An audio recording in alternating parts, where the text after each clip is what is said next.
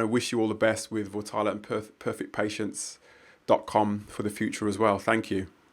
You're welcome, and I'd encourage your listeners to really look very seriously at the opportunity to work remotely. I think it's a very important part of the sort of world of work landscape. It's getting easier and easier. 10, 12 years ago when we started out, we would offer these remote positions, and people thought that's not a real job. They were quite suspicious about it. But it's becoming more and more. I won't say it's mainstream yet, but it's nudging its way into the mainstream. It is, yeah. Who wants to commute for an hour or two a day in London traffic? My goodness, give me a break. Not me.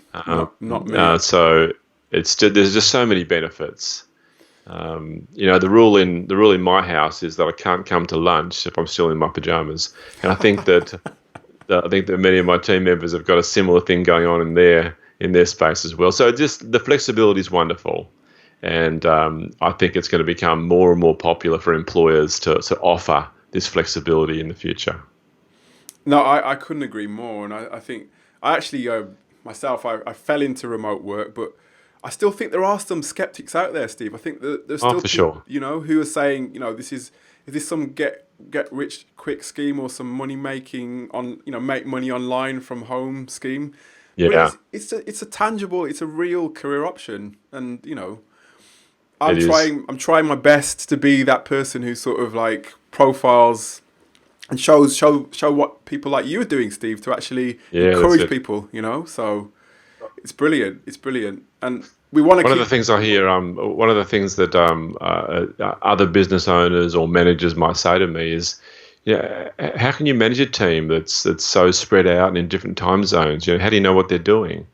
And what they're talking about is, how can you trust your team if they've got all this flexibility and so forth? And the way I think about that is that even if they were all working on the same floor in an office building somewhere, if you've got issues with trusting your team, just having them, in the same proximity is not going to solve that problem. Yeah, precisely. And what you want is to empower a team to feel trusted and be trusted. That's what talented people are looking for. So yeah. Well, you know what, Steve? I think it's, as you know and I know, when it comes to hiring people, it's not an easy thing. It's okay, lots of people will use these psychometric tests, and for me, you can use that, but you could using your gut as well at the end of the day. If there's any sort of hiring managers out there listening, or any people who are looking to grow their remote team, how do you go about, I suppose, what's the word? Knowing that person, and it's not 100%, but how do you know that person is right for your team?